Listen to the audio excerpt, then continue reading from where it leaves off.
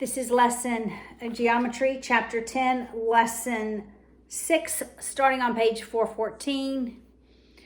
Do read through the lessons and watch the videos. That will be extremely helpful.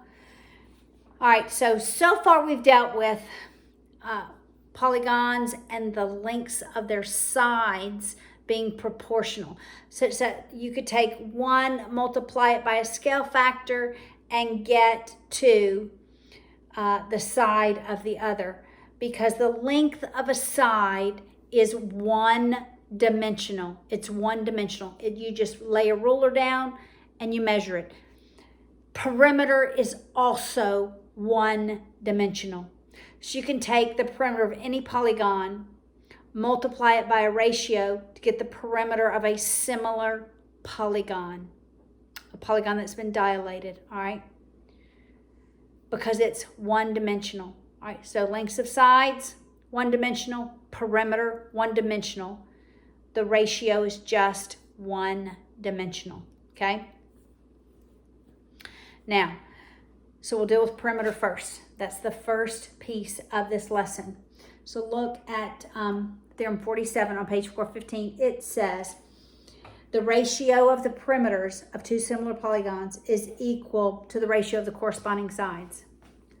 So the ratio of side to side is going to be the same ratio as perimeter to perimeter. All right?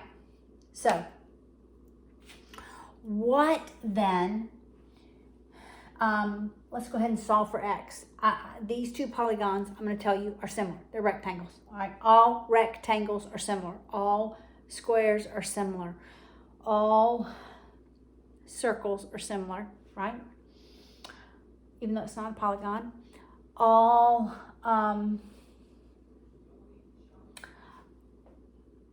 that's the only thing I can think of right now. All right.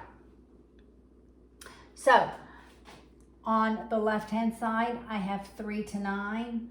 On the right-hand side, I have x, and I have 6.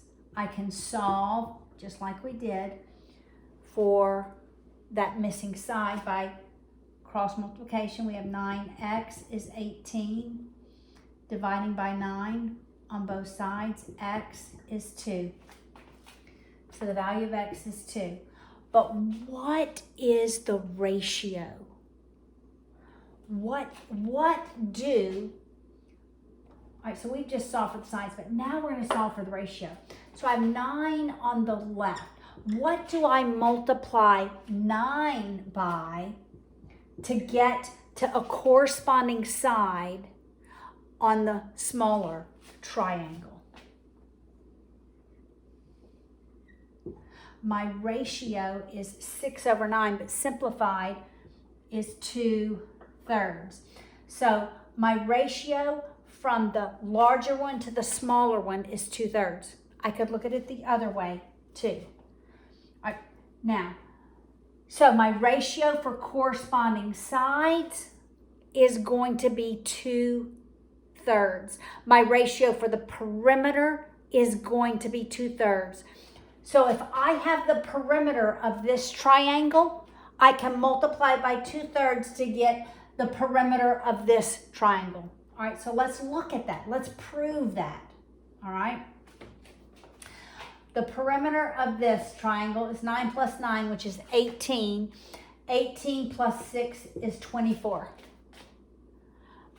I can take the perimeter of that triangle, multiply it by that ratio that I calculated using corresponding sides. I'm going to multiply it by 2/3 to get the perimeter of this triangle, MNOP. All right? So we're going to simplify terms that are multiplied. You can always simplify terms that are multiplied. All right, and before you multiply, you always simplify. So I'll simplify the 3 and the 24. 3 goes into 3, 1, into 24, 8. 8 times 2 is 16. That's the perimeter of that triangle on the right. Let's prove it. All, right, we knew that was 12, right?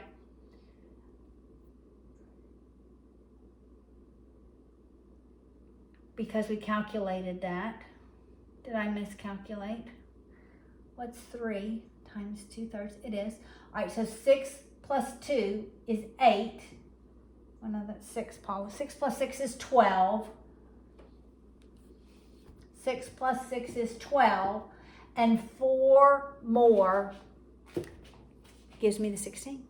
Or, 8 plus 8 is 16. All right, so when I'm dealing with perimeter, I can use that same ratio as I do for the corresponding sides. That is because it's one-dimensional. That is not the case with area. When I'm dealing with area, so perimeter, I'm just going to write this on the board. Perimeter is one-dimensional. Area, however, is two-dimensional. Why? Because perimeter is just walking all the way around. You're only going in one direction. The area is every little square in between here. So I go one by one, right? It's every little square that I can draw in there, and it is two-dimensional, all right? So once I use the corresponding sides to calculate the ratio, I use that for perimeter, not with area. With area, because area is two-dimensional, my ratio for the area is got to be squared.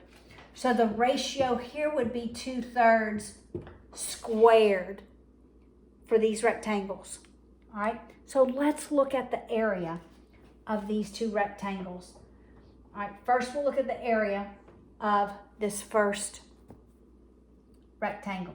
Remember, area for a rectangle is length times width, so it's 9 times 3 are 27. Right, so the area is 27. Now, if I just didn't know the side, but maybe just one side, and I couldn't calculate the area, I know the area. I take that ratio and square it to get the area of MNOP. That's a little symbol for area. All right, so first, order of operations. We got to take care of parentheses. So it's 27.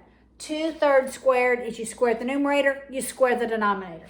2 times 2 is 4. 3 times 3 is 9. Now, I simplify before I multiply. 9 goes into 9 1, into 27 3 times. 3 times 4 is 12. That's the area. Well, let's confirm. 6 times 2,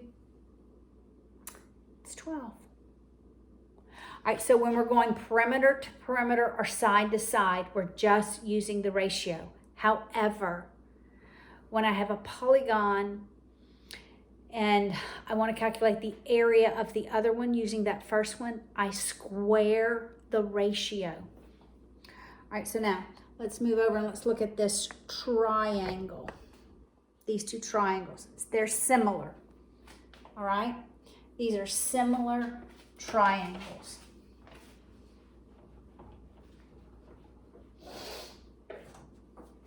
All right, like in the last lesson, I can calculate the altitude. So I can say on the left, we have 16 is the base, 6 is the altitude. On the right, the base is 8. What is the altitude? All right, I already see that 8 is half of 16, so I'm expecting x to be 3. But let's calculate it. 8 times 6 is 48. 16x, when I divide both sides by 16, x, the value of x is 3. That is correct. 48 divided by 6 is 3. All right. Now, what is the ratio from, okay, we went big to small last time. Let's go the smaller one to the larger one. 8 times what ratio, that base times what ratio gets me to 16? Well, we know it's 2. when we divide both sides by 8. The ratio, this is from the small to the large. The ratio is to, I'm going in this direction this time, all right? So when you're going small to large, your ratio is going to be greater than 1. When you're going large to small, your ratio is going to be between 0 and 1. It's always going to be a fraction. All right, now let's look at our perimeters. Can we use this information to calculate our perimeters? Yes, we can. All right, I've given you this perimeter. It's 5 plus 5 and 8 more is 18. So the perimeter for this triangle is 18. To get to the perimeter of this triangle, I just take the small one, 18, I multiply it by my ratio to get to this perimeter. So that's 36. Is that correct? 10 plus 10, because it's isosceles, is 20. 20 plus 16 is in fact 36. Okay, so we're going to use ratios. Perimeter to perimeter, it's just the ratio. Now when I'm going to area, we have to square that ratio. All right, so let's look at the area of this triangle. Remember, the area is 1/2 base times the height, which we said was 3. All right, so the area of this triangle is I'm just going to calculate it. 1/2 of 8 is 4. 4 times 3 is 12. All right, so the area is 12 something units squared. All right. Now, to go to the area of the larger triangle, I take the 12 times the ratio squared. I have to square that ratio because the area is 2-dimensional. So that's 12, 2 squared. We use, please excuse my dear Aunt Sally, right? We're using order of operations. So I take care of parentheses first. 2 squared is 4. 4 times 12 is 48, whatever the unit squared. Well, let's see if that is correct. Remember, the area of a triangle is 1/2 base times height. 1/2 of 16 is 8. 8 times 6 is 48. And on the next page, 416, it gives us the theorem for area. It says the ratio of the areas of 2 similar polygons is equal to the square of the ratio. That ratio has to be squared of the corresponding sides. So if you can calculate what the corresponding sides, the ratio of the corresponding sides is equal to, then you square it to calculate their areas.